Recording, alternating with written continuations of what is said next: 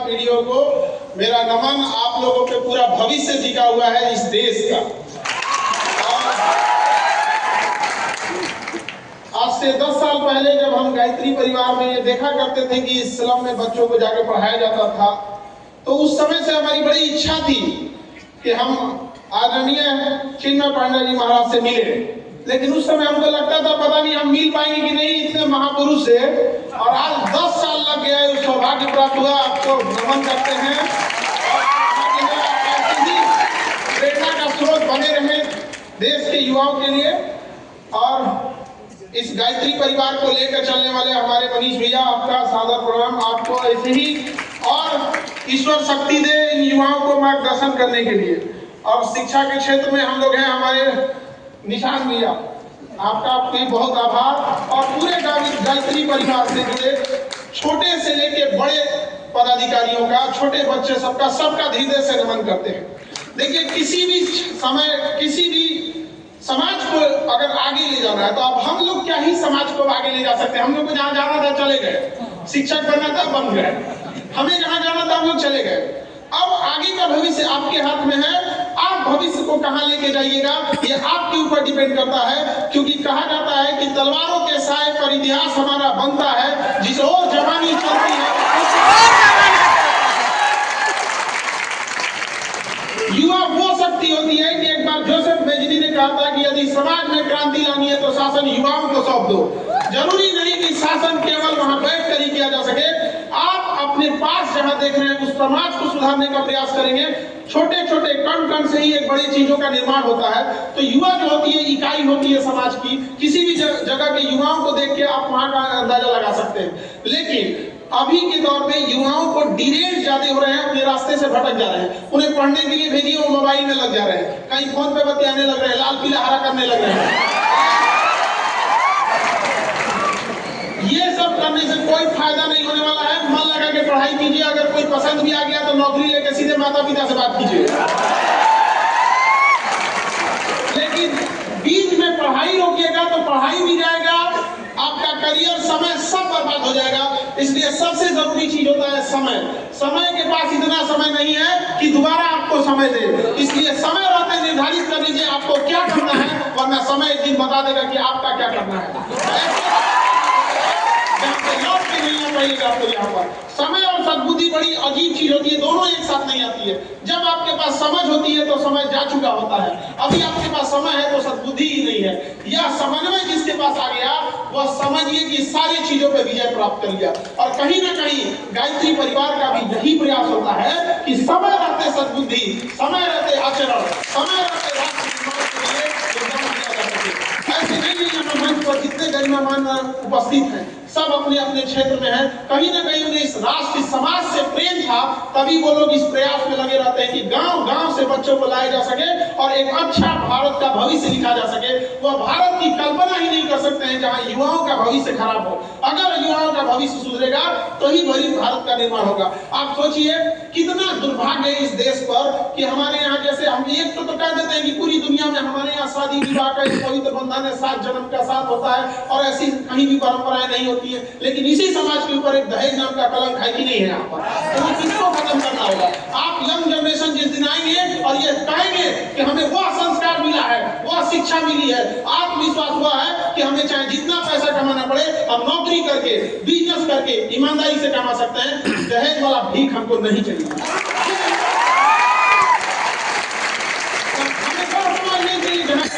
हमें वो समाज चाहिए जहां लोग दहेज दे और सामने से आके कहे कि हम नहीं लेंगे, मतलब नहीं लेंगे। ये बात हम सबसे एक बड़े भाई होने के नाते जो यहाँ जनरेशन बैठी हुई है उससे हम ये उम्मीद लेते हैं। क्योंकि आज ही मेरे भाई का भी रिसेप्शन है तो हमने भी उससे पूछा, हमने कभी दबाव नहीं बोला। हम बोले तुम्हें दहेज चाहिए तो बोलो। कहे भैया हम क्या बोलते हैं, आप सबको समाज में बोलते हैं हम नहीं ले लेंगे। हमने सोचा कि अगर बोले एक बार बोलता तो हम उसका भी इलाज करते हैं। भाई का प्रेम है, भाई का प्रेम होता है। बड़े भाई को छोटे भाई का अधिकार होता है और आप जैसा करते हैं आपके छोटे भाई, आपके दोस्त, आपके सर्किल भी वैसे ही करते हैं। अगर हम सब एक इस चीज को आगे बढ़ाते लगते हैं तो काफी एक समय आएगा जब हम इसमें भी विजय प्राप्त कर लेंगे। ये एक बहुत बड़ी समस्या है। क्यों? क्योंकि दहेज का पैसा, वह पैसा महिलाओं की शिक्षा पे खर्च होना चाहिए, उन्हें अच्छी नैतिकता दी जानी चाहिए, अच्छा आचरण सिखाते, अच्छा हुनर सिखाते, कोई महिला डॉक्टर बनती, इंजीनियर बनती, प्रोफेसर बनती, वो पैसा उसको दहेज में दे दिया जाता है। अब उसको पढ़ने नहीं दीजिएगा तो कहेंगे कि इसके बाद दिमाग नहीं है, पढ़ने दीजिए, उसको पढ़ने नहीं देंगे यहाँ पर। तो महिलाओं को भी इस चीज के लिए आगे आना पड़ेगा और कहना पड़ेगा कि देखिए आप दहेज नहीं लेंगे, मैं घर को स्वर्ग बना के रखूंगी, 2 बात भी सुन लेंगे, बाकी आगे का तो समझते हैं। ये दोनों हाथ में होना चाहिए और ये महिलाओं के लिए भी बहुत जरूरी है। आप अपने अधिकार हक की लड़ाई लड़िए। बाकी देखिए इस देश में आपका अपना कर्तव्य बनता है। किसान अपनी जगह पे उपजा रहा है, फौजी अपनी ड्यूटी कर रहे हैं, शिक्षक, डॉक्टर, सबका अपना अपना योगदान होता है, कोई बड़ा छोटा नहीं होता है। लेकिन हमारे समाज में क्या होता है कि हम बहुत कम तवज्जो उन किसानों को देते हैं जिनका हम 3 टाइम अन्न उगाया हुआ खाते हैं। वो बंजर जमीन से जब वो फसल उगाते हैं और जब किसानों को आत्महत्या करने की नौबत आ जाती है तो वो दिन बड़ा दुखदायी होता है इस देश के लिए, जबकि देश हमारा किसानों का ही है, गाँव का ही है। जब गाँव सुधरेगा तभी ये चीजें आएंगी। यहाँ पर हम लोग भी जब यहाँ पटना में संस्था में पढ़ाते थे तो देखिए गांव से लोग आते थे इलाज कराने के लिए, उनको जब ब्लड वगैरह नहीं मिलता था तो कई बार हम लोग शुरुआती दौर में कि अब ये इसको कैसे ब्लड दिलाया जाए तो अपने क्लास के बच्चों को भेज देते थे, जाओ बाबा ब्लड दे के आ जाओ यहाँ पे। कई बार हमने गायत्री परिवार से बच्चों को बुलाया, बाबू हमारे यहाँ पढ़ रहे थे, हमने बुलाया कहाँ जा रहे थे, सर आज हमको स्लम एरिया में पढ़ाने जाना है, पढ़ा के आना तो एक ब्लड दे देना। वहाँ आने के बाद उसने ब्लड तक दिया यहाँ पर। हमने बहुत अब धीरे धीरे करते करते आना रखना ही था, तो हमने सोचा एक काम करते हैं, ब्लड बैंक ही बना देते हैं यहाँ पर। अभी बहुत जल्दी ब्लड बैंक हो जाएगा, क्योंकि ये खरमास का महीना अब आने वाला है तो हमारी संस्कृति के अनुसार शायद उसमें कोई बड़ा काम नहीं करते हैं। हम सब चीज लेके चलना चाहिए यहाँ पर। तो ऐसा नहीं कि आप आगे बढ़ जाए तो अपनी संस्कृति को ही भुला दें। यहाँ पर अपनी संस्कृति को भी संभाल कर रखना है, ये हमारा कर्तव्य भी है। और आजकल की जो कुछ सेलिब्रिटी टाइप के हो गए हैं, ये पश्चिमी संस्कृति को अपना लिए हैं और कहते हैं ये मॉडर्न है। गलत है, वो पश्चिमी है, मॉडर्न नहीं है। ये कौन बात होता है, तुम हाफ पैंट पे उघारे घूमेगा कहेंगे कि मॉडर्न है। इन बच्चों को भी समझाना पड़ेगा। तो कब जवाब दीजिएगा जब आप भारतीय होने के बाद अगर अपनी बुलंदी, अपनी कामयाबी को दुनिया को दिखाइएगा, तब लोग कहेंगे कि वो उघारे घूमना मॉडर्न नहीं है, ये कामयाबी मॉडर्न है। आप वो कामयाबी नहीं, और कभी भी अपने माँ बाप का सर नीचे नहीं झुकने दीजिएगा, लड़का हो या लड़की। आप सबने संघर्ष किया होगा। गरीबी इतनी भारत में बढ़ी है, 150 करोड़ आबादी में 100 करोड़ ऐसे लोग हैं जो शायद आज कह दीजिएगा एक मोटरसाइकिल खरीदने के लिए तो नहीं खरीद पाएंगे। 150 करोड़ में 100 करोड़, ये हम लोग को बदलना है। ये कैसे बदल सकते हैं? एक अच्छी शिक्षा के माध्यम से। कई बार जब शिक्षा लेने जाते हैं तो उसको लोग कहते हैं कि व्यापार करो। भैया व्यापारी व्यापार करेगा, शिक्षित जो पढ़ा लिखा है वो नौकरी करेगा। किसान, अब किसान से जाकर कहिए तुम जहाज लाओ ना, अरे भाई खेती करने के लिए। तो ये विडंबना है इस देश की। तो हर पायदान पे आपको मेहनत करने की जरूरत है। और सफलता कल भी कैसे मिलती थी जब आप मेहनत करते थे, और आज भी कैसे मिलेगी जब आप मेहनत करेंगे तब। सबको जीवन में संघर्ष होता है, ऐसा कोई नहीं है जिसके जीवन में संघर्ष नहीं है। अरे वो पत्थर भी जब तक छीनी हथौड़ी का मार नहीं झेलता है, जब तक मूर्त का रूप नहीं लेता है, तब तक लोग उसके आगे भी सर नहीं झुकाते हैं। पत्थर को भी, लेकिन जिस पत्थर में चोट नहीं सहा लोग उस पे लात रख के चले जाते हैं। तो ये तो इतिहास है। जब आपको खदान से सोना मिलता है तो सोना आभूषण नहीं होता है, उसे आभूषण बनने के लिए भी ना आग में तपना पड़ता है, आग में जल के तपना पड़ता है, तब जाके वो आभूषण का रूप लेता है, तो मूल्यवान होता है। यहाँ पर अगर नहीं तपिएगा, नहीं बनिएगा तो आपका कोई मोल नहीं रह जाएगा। अगर सूरज की तरह चमकना है तो सूरज की तरह जलने की क्षमता भी रखो। रात कितनी भी बड़ी क्यों ना हो, सुबह होने से नहीं रोक सकती। यहाँ तो भगवान को वनवास झेलना पड़ा था। सृष्टि के रचयिता जिनकी एक उंगलियों पे क्या से क्या नहीं हो जाता, जब उन्हें वनवास झेलना पड़ता था। यहाँ पर मर्यादा पुरुषोत्तम राम जी जब वनवास जा रहे थे तो एक बड़ा अच्छी चीजें याद आई हमको। अभी रास्ते में हम थे तो वही याद आया हमको कि जब वो वनवास जा रहे थे तो बड़ी प्रमुख घटना हुई थी। क्योंकि अभी रास्ते में हमारे थे तो नहीं, वो कुछ लोग पैसे मांगते हैं किन्नर लोग, और ऐसे हाथ पे एक सिक्का रख के सर पे हाथ रख के दुआएं देते हैं। तो वहां से एक प्रचलन था कि जब राम जी जाने लगे तो अयोध्या वासी बड़ा प्रेम करते थे उनसे। सारे अयोध्यावासी रो रहे थे, हमारे प्रभु जा रहे हैं। वो बड़ा अजीब सा मंजर था वो, और सब उनको छोड़ने आए कि हम चलते हैं चलते हैं। जब अयोध्या की सीमा समाप्त होने लगी तो वहां से मर्यादा पुरुषोत्तम राम जी लौटे, पीछे मुड़े और कहें कि आप सब लोग अब लौट जाएं, बच्चे, बूढ़े, माताएं, बहनें, पुरुष, स्त्री सब लौट जाएं, आप लोग यहाँ से लौट जाए, हमारा वनवास का है, क्योंकि वचन दिया हुआ है, रघुकुल रीत सदा चली आए, प्राण जाए पर वचन न जाए। वचन को निभाना था, तो वहां से उनकी बात मानकर लोग लौट गए। जब वनवास काट के, इतने लंबे समय का वनवास और काट के जब लौटे, तो जब अयोध्या की सीमा प्रारंभ होती है तो वहां पर कुछ किन्नर लोग खड़े थे, ट्रांसजेंडर। तो बड़ा अचंभा हुआ कि इतने लंबे वनवास कट के आ रहे हैं और स्वागत में बस ये लोग हैं और वो भी एकदम सीमा पर। तो अचंभा से पूछा गया कि ये क्या है, ये ही लोग बस हैं, स्वागत में तो होना चाहिए। कहा महाराज जी स्वागत के लिए लोग वहां खड़े हैं, आप आंखें बिछाए खड़े हैं, तरस गई अयोध्यावासियों की, लेकिन यहाँ ये लोग, उन्होंने ये लोग कहा कि महाराज जब आप वनवास जा रहे थे ना, तो उस समय आपने बोला था कि बूढ़े, बच्चे, स्त्री, पुरुष, महिला सब चली जाएं। आपने तो इनको बोला ही नहीं कि ये चले जाए, ये जब से वनवास में थे ये वहीं खड़े हैं, खड़े हैं वहीं पे। तो उस समय मर्यादा पुरुषोत्तम राम जी ने हौक होकर कहा था कि तुम सर पे हाथ रख के जिसे आशीर्वाद दोगे उसका आशीर्वाद फलित हो जाएगा। आज भी वो परंपरा है। इस देश में तो भगवान लोगों को परीक्षा देनी पड़ी है, तो हम और आप किस डेक्ची की मसाला है, तपस्या तो करना ही पड़ेगा यहाँ पर, इससे भागना नहीं है। तो इसलिए नहीं यहाँ पे। और यहाँ जब आप अच्छा काम कीजिएगा, जब भी कभी अच्छा काम कीजिएगा तो 10 लोग उंगलियां उठाएंगे। तो एक बार जरा सोचिएगा, सीता मैया को लोगों ने अग्नि परीक्षा बैठा दिया, हम लोग पूछिए वो क्या है हम लोग? अच्छा कहाँ पे बिठाया गया? कहाँ?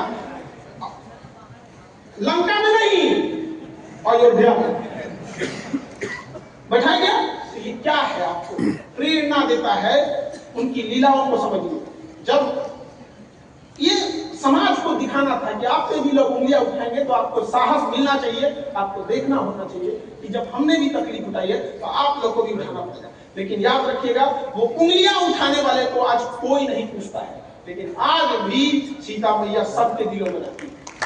तो वो उंगलियां उठाए, सोचिएगा जो लोग ऐसे कहां खत्म हो जाएंगे पता ही नहीं चलेगा। जब लोग याद रखेंगे तो आपके उस सद्कर्मों को याद करेंगे, आपकी उस भलाइयों को याद करेंगे। आप उस समाज से आते हैं भारत में जहाँ कहा जाता है यूनान, मिस्र, रोमा सब लुट गए हैं जहाँ से, लेकिन मगर है बाकी नामो निशा हमारा। कुछ बात है कि हस्ती मिटती नहीं हमारी, सदियों रहा है दुश्मन जौरे जहाँ हमारा। पूरी दुश्मन से हम लोग मिस्र की सभ्यता लूट गई, हंगो नदी की सभ्यता लूट गई, आज मेसोपोटामिया कहीं रहा नहीं, रोम की वो सभ्यता कहाँ मिट गई, लेकिन आज भी अमर रहा तो हमारी भारत की वो संस्कृति जो अखंड भारत की होता था। कभी अफगानिस्तान तोड़ा गया, कभी म्यांमार तोड़ा गया, कभी पाकिस्तान तोड़ा गया, कभी बांग्लादेश तोड़ा गया। हम बस ये याद दिलाना चाहते हैं कि जो चीजें तोड़ी जा सकती है वापस जोड़ी भी जा सकती है। कोई नहीं रोक सकता है। हमें लगता है कि ऐसे हमें अपने राष्ट्र के लिए हमेशा एक होकर खड़ा रहना चाहिए। हमारा झुकाव, हमारी लॉयल्टी, हमारा नैतिकता, हमारा सब कुछ समर्पण, न परिवार, न देश, न राज्य, न ही किसी पार्टी, न ही किसी मतभेद, न ही जाति, न ही धर्म। हमारा झुकाव केवल और केवल राष्ट्र के प्रति होना चाहिए कि जब बात राष्ट्र की आएगी सब कुछ त्याग दिया जाएगा और पूरे भारत के लोग खड़े हुए मिलेंगे तो अपने भारत के लिए, एक राष्ट्र के लिए खड़े हुए मिलेंगे। तो आप सब लोगों से यही उम्मीद करेंगे कि आप लोग जहां भी है, जिस क्षेत्र में भी है, अच्छे से काम कीजिए। और एक बात उन गरीब लोगों के लिए सोचिएगा जो कि मुख्य उद्देश्य है गायत्री परिवार का, कि चाहे दुश्मन लाख आगे निकल जाए, एक दोस्त पीछे छूटना नहीं चाहिए। एक समाज के अंतिम पीढ़ी को नहीं छोड़ना, चाहे जहां भी हो।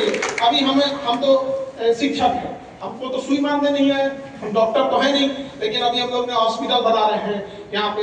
जब इतने मजबूर हो जाते थे लोगों को देखते हुए, कोई 8,000 10,000 का जब MRI करते थे, हमने बोला कि आ जाओ भैया हम यहाँ पे उसका आधा का आधा में करते, एकदम यहाँ जितना लगता है एकदम मिनिमम से मिनिमम में। तो अभी हमको भी बड़ा उसमें हेक्टिक हो जाता है कि इधर एक कोचिंग देखना है, फिर उधर हॉस्पिटल देखना है, अभी कैंसर हॉस्पिटल के लिए वर्क कर रहे हैं, तो बड़ा लंबा हो जाता है। लेकिन फिर भी हमेशा याद रखिएगा, समाज के लिए जब आप कभी काम कीजिएगा ना, आपको थकान महसूस नहीं होगी, क्योंकि उस समाज की दुआएं आपके साथ रहेंगी यहाँ पर। और यह भारत का समाज है, हम सबको एक है। भारत कोई जमीन का टुकड़ा नहीं है जिसे अंग्रेज आके बांट के चले जाएंगे तो इसकी संस्कृति। भारत एक विचारधारा है, विचारधारा को कोई बांध नहीं सकता है, विचारधारा को कोई रोक नहीं सकता है। आज भी आप हिंदुस्तानी पासपोर्ट लेके जाएंगे तो दुनिया आपको इज्जत के नजर से देखेगी, ये देख के नहीं देखेगी कि कहीं फट जाएगा तो क्या हो जाएगा। ये हमारी संस्कृति है और ये संस्कृति को हम एक शिक्षक हैं, हम शिक्षकों के बीच में हमेशा ये बात कहते हैं। कई बार कुछ शिक्षक नाराज भी हो जाते हैं इस बात को। हम ये बात कहते हैं कि वर्तमान शिक्षकों का पैर छू के जो प्रणाम किया जाता है बच्चों के द्वारा, इसके लिए उनका मेहनत नहीं, हजारों सालों से ऋषि मुनियों की तपस्या है, जो निस्वार्थ भाव से शिक्षा दिए हैं उनके प्रति आज तो व्यापार बना के रख दिए हैं, तो इस पे उतराना नहीं चाहिए। बच्चों ने तो अपना संस्कार नहीं भूला कि हमें गुरु के प्रति सम्मान देना है, लेकिन गुरु कब गुरु के भेष में व्यापारी बन गया पता ही नहीं चला। तो एक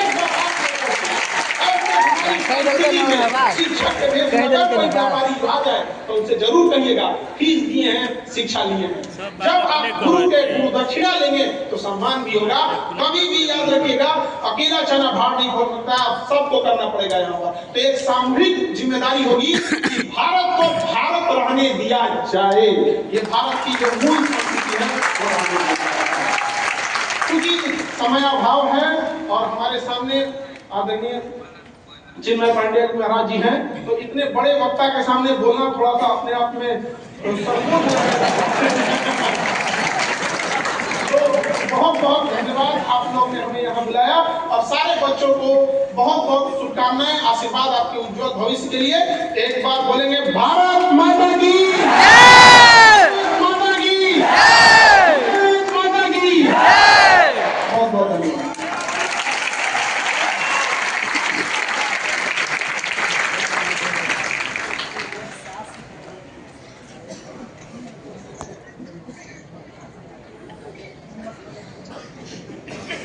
एक बार पुनः सर का धन्यवाद कि आपने गायत्री परिवार के एक आवाज पर व्यस्तम समय में से आप आए और आकर आपने अपना बहुमूल्य समय दिया। हम चूंकि सर का व्यस्तम समय भी है और अब हम सबके बीच मुख्य वक्ता जो भैया है उनका उद्बोधन होने वाला है, तो पहले सर का हम सम्मान प्रांतीय युवा प्रकोष्ठ के तरफ से करा देते हैं, फिर संगीत और भैया का उद्बोधन होगा। तो हम एक बार जोरदार करतल ध्वनि के साथ ये बिहार की विरासत, बिहार के एक ऐसे होनहार युवा के हाथों में जो बिहार के बारे में लगातार सोचने का कार्य करते हैं। हमारे कई आंदोलन है, 7 आंदोलन है गुरुजी का, जिसमें दहेज उन्मूलन भी है। लिखा गया है नारी के बारे में, नारी निंदा न करे नारी नर की खान, नारी से नर होता है ध्रुव प्रहलाद समान। हम उसी नारी के गर्भ से जन्म लिए हैं और गुरुदेव लिखते हैं अध्यापक है युग निर्माता, छात्र राष्ट्र के भाग्य विधाता। तो आज